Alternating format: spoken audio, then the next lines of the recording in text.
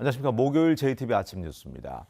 황사의 유입이 이어지면서 오늘도 미세먼지 농도가 높게 나타나겠습니다. 종일 나쁨 단계를 보이겠고 한때 매우 나쁨 수준까지 치솟을 것으로 보여서 주의가 필요합니다. 현재 기온은 임실이 8도, 남원 9.6도, 전주가 11.3도 등 어제보다 5, 6도가량이 낮아서 선선합니다. 한낮에는 기온이 큰 폭으로 오르며 더워지겠습니다. 전주의 낮 기온은 26도, 순창은 27도까지 올라서 아침과 낮의 기온차가 15도 이상 벌어지겠습니다. 당분간 대체로 맑은 가운데 낮에는 다소 더운 날씨가 이어지겠습니다. 지방선거를 앞두고 JTBC 전주방송 등 많은 언론사들이 토론회를 개최하고 있지만 일부 후보들이 출연을 거부해서 무산되는 경우가 적지 않습니다. 전북 시민사회단체 연대회의는 토론회를 기피하는 후보는 유권자들에게 평가 기회를 박탈하는 것이라며 공직 후보 자격이 없다고 강력히 비판했습니다. 이승원 기자입니다. JTBC는 지난 2일 민주당 김영배 익산시장 후보에게 방송 토론에 참가를 요청했습니다. 하지만 김 후보는 일정이 빡빡하고 공약도 준비가 덜 됐다며 법정 토론회 이외에는 참가하지 않겠다고 통보해왔습니다. 또 시민들은 또 많이 보고 싶고 또 일정이 또 보고 싶다고 오라는 데는 또 꼭 가봐야 하게 생겼고 그러다 보니까 일정이 사실 잘 안 나와서 그런 애로사항이 좀 있었습니다.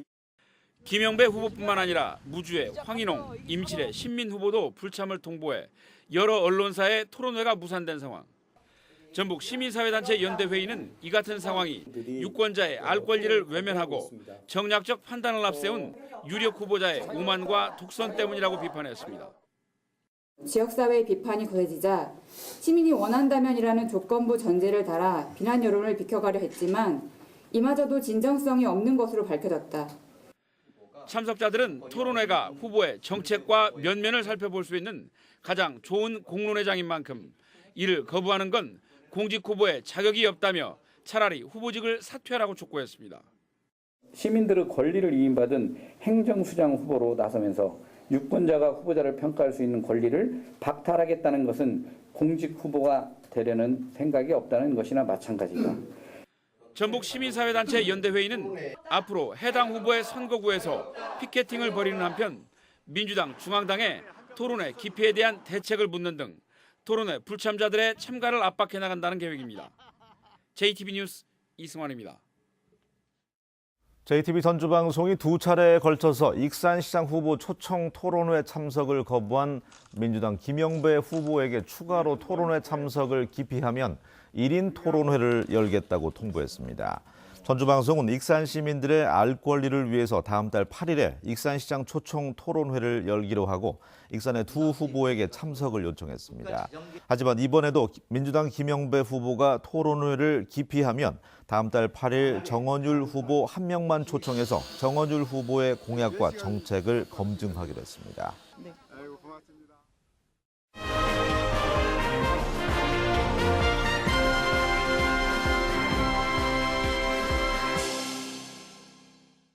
예, 6.13 지방선거를 앞두고 각 시장 군수 후보의 경력과 공약을 살펴보는 순서입니다. 오늘은 완주 군수 선거에서 맞대결을 펼치고 있는 더불어민주당 박성일 후보와 민주평화당 박재환 후보입니다. 하원호 기자가 보도합니다. 완주군의 인구는 계속 늘어 10만 명 시대를 눈앞에 두고 있습니다. 테크노밸리 2단계와 삼봉 신도시 등 대규모 사업이 추진되고 있는 만큼 외형적 성장과 함께 내실화도 필요한 시점입니다. 재선에 도전하는 더불어민주당 박성일 후보는 지난 4년간 완주군을 전국 최상위 자치단체로 이끌었다고 자평하고 있습니다. 박성일 후보는 국가 예산을 더 확보하고 기업을 유치해 인구 15만 자족도시의 기반을 구축하겠다는 포부를 밝혔습니다. 지난 4년간의 성과를 바탕으로 소득도 더 높이고 또 삶의 질도 더 올려서 모든 국민이 행복한 으뜸 완주, 15만 완주시를 만들어 가겠습니다. 민주평화당 박재환 후보는 젊은 패기를 내세워 표심 잡기에 집중하고 있습니다. 박재환 후보는 민선 6기에 예산 증가율과 재정 자립도가 낮아졌다며 농민과 노인, 청소년 등을 위한 직군별, 세대별 지원 사업을 통해 완주의 제도약을 이뤄내겠다고 공약했습니다. 인구는 줄어들고 있으며 완주 소재 기업들은 위험 신호를 보내고 있습니다. 완주가 새롭게 변해야 합니다. 완주를 새롭게 변화시킬 박재환이 완주군의 희망을 불어넣겠습니다. 성장 중심의 공약을 내건 박성일 후보와 복지 중심의 공약을 내건 박재환 후보의 맞대결. 치열한 한판 승부를 예고하고 있습니다. JTB 뉴스 하원호입니다. 전북교육감 선거에 출마한 천호성 예비 후보가 사퇴했습니다.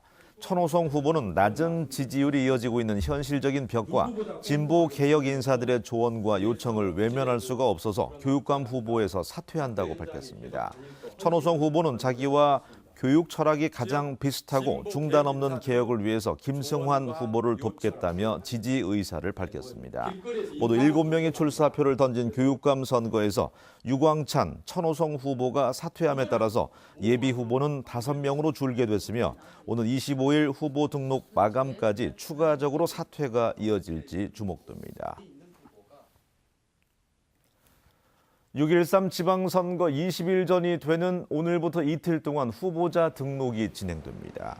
이번 지방선거에서는 도지사와 교육감, 시장 군수 14명과 도의원 39명, 시군의원 197명 등 모두 252명을 선출하게 되며 출마 예정자는 내일까지 선관위에 후보 등록을 마쳐야 합니다.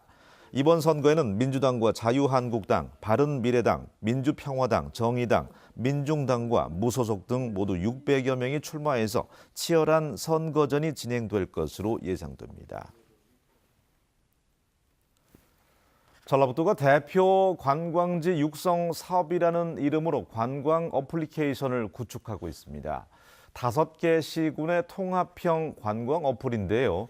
사용자가 50명밖에 되지 않습니다.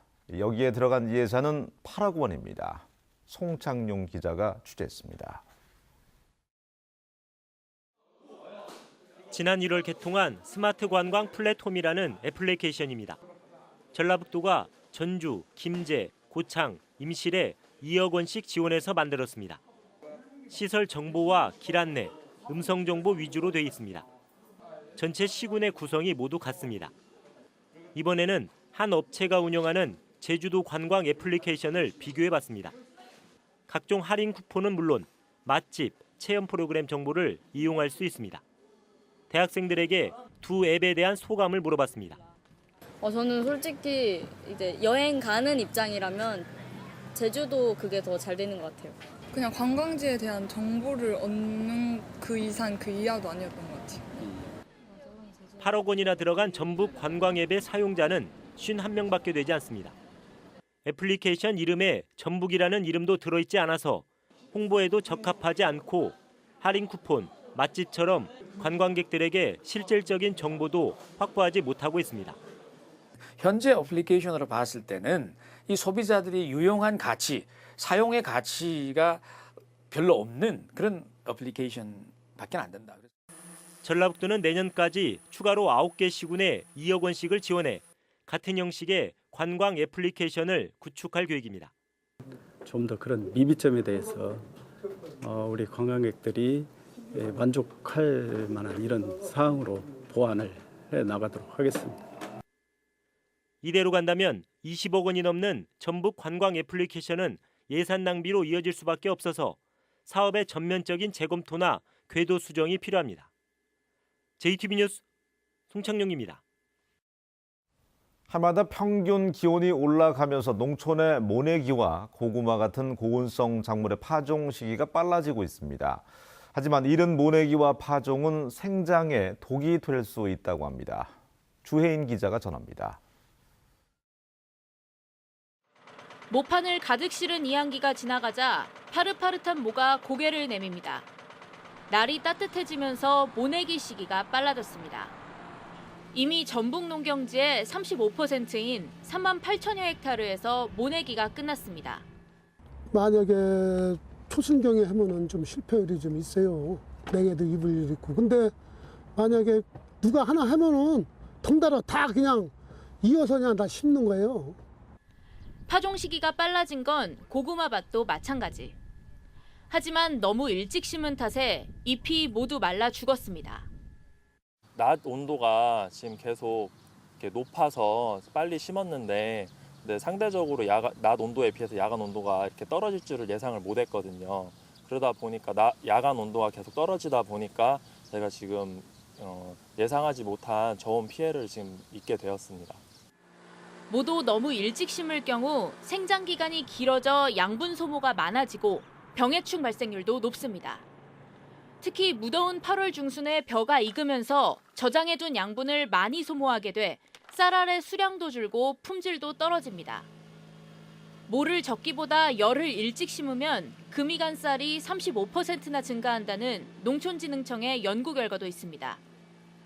전북의 경우 6월 5일 전후에 모를 심는 게 적절합니다. 벼가 익는 시기에 밤낮의 온도 차이가 10도 이상 벌어짐으로써 벼의 영양분이 벼의 쌀에 충실히 집적되게 됩니다. 그럼으로써 쌀의 품질이 좋아지고 고품질의 쌀과 농작물을 수확하려면 적기에 파종을 하는 게 무엇보다 중요하다고 전문가들은 조언합니다. JTB 뉴스 주혜인입니다. 5월 넷째 주인 이번 주는 정부가 정한 평화통일 교육 주간입니다. 특히 올해는 남북 간의 화해 분위기가 무르익으면서 통일 교육에 대한 관심이 더욱 높아졌는데요. 학생들은 통일 교육을 통해서 평화와 민족 화해, 통일에 대한 생각을 정리해보는 시간을 가졌습니다. 조창현 기자입니다. 전주의 한 중학교 교실에서 진행되고 있는 평화 통일 교육. 올해 통일 교육의 가장 큰 주제는 남북 정상회담입니다. 두 정상이 손을 맞잡고 군사 분계선을 넘나드는 모습과 도보 다리에서의 환담 장면을 생생히 지켜본 학생들은 북한에 대한 인식이 크게 변하는 계기를 맞았습니다. 김정은 국무위원장이 많이 별로 안 무서웠고 둘이 만나면서 뭔가 친해진 모습을 보니까 통일을 할 수 있을 것 같은 예감이 들어요. 뿌리는 같지만 오랜 세월 동안 다르게 변화한 남북한 태권도 시범 공연을 보면서 통일의 중요성도 깨닫습니다.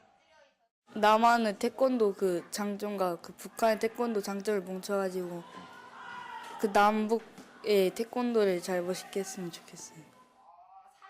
학생들은 남북 통일을 하려면 어떤 방법이 좋을지, 통일 후 어떤 변화가 일어날지에 대해 토론하는 시간도 가졌습니다.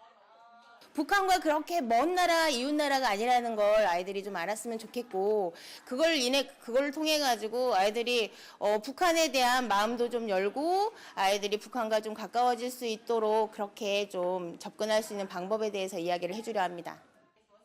5월 넷째 주 통일 교육 주간을 맞아 도내 30여 개 학교에서는 찾아가는 통일 교육이 이루어지고 있습니다. 전북교육청은 앞으로의 통일 교육은 교실 안 수업에서 벗어나 남북한 학생 교류, 역사 체험단 탐방 등 다양한 체험 프로그램을 준비해 학생들이 평화와 통일에 대한 올바른 가치관을 가질 수 있도록 돕기로 했습니다. JTB 뉴스 조창현입니다. 현대화 사업이 진행 중인 완주 삼례시장이 오는 7월에 새롭게 문을 엽니다. 순창군이 발효 미생물 산업화 지원센터 건립을 시작합니다. 권대성 기자입니다. 1960년대 문을 연 완주 삼례시장이 시설 현대화 공사를 마무리하고 오는 7월 다시 문을 엽니다. 상가 48곳과 문화시설이 있는 복합 상업 문화공간으로 거듭날 삼례시장은 주변에 150면의 주차장도 새로 갖추게 됩니다. 순창군이 농림축산식품부의 승인에 따라 발효 미생물 산업화 지원센터 건립 공사를 시작합니다. 순창군은 80억 원을 투자해 발효 미생물을 배양하고 생산하는 시설을 2020년까지 갖출 계획입니다. 순창 미생물 산업 육성에 탄력이 붙게 되었으며 전라북도 아시아 스마트 농생명 사업과 연계하여 선도 모델 사업이 될 수 있도록 추진해 나가겠습니다. 제46회 성년의 날을 맞아 남원 향교에서 전통 성년예가 열렸습니다. 행사에는 올해 성년이 되는 40명이 참가해 성년의 의미를 되새겼습니다. 제가 책임을 져야 되는 시기이기 때문에 후회 없는 선택을 제일 첫 번째로 하고 싶고 무슨 일에서든 제가 책임감을 가지고 이렇게 실천하는 성인이 되고 싶어요. 장수군 동촌리 가야 고분군 발굴 조사가 개토제를 시작으로 본격화됐습니다. 발굴은 국립나주문화재연구소가 맡게 되고 장수군은 올해 동촌리 가야 고분군의 국가사적 지정 신청도 추진합니다. JTB 뉴스 권대성입니다. 사만금항 인입철도 건설을 위한 작업이 시동을 걸었습니다. 국토교통부는 사만금항의 인입철도 건설을 위한 사전 타당성 조사 용역에 착수했습니다. 올해 말까지 이루어지는 이번 용역에서는 사만금항과 군산 대야를 잇는 인입철도의 노선별 시설 계획과 경제적 타당성 등을 분석하게 됩니다. 특히 이번 용역에서는 사만금항에서 부안 쪽 사만금 홍보관까지 철도의 연결이 가능한지 조사할 예정이어서 그 결과가 주목됩니다.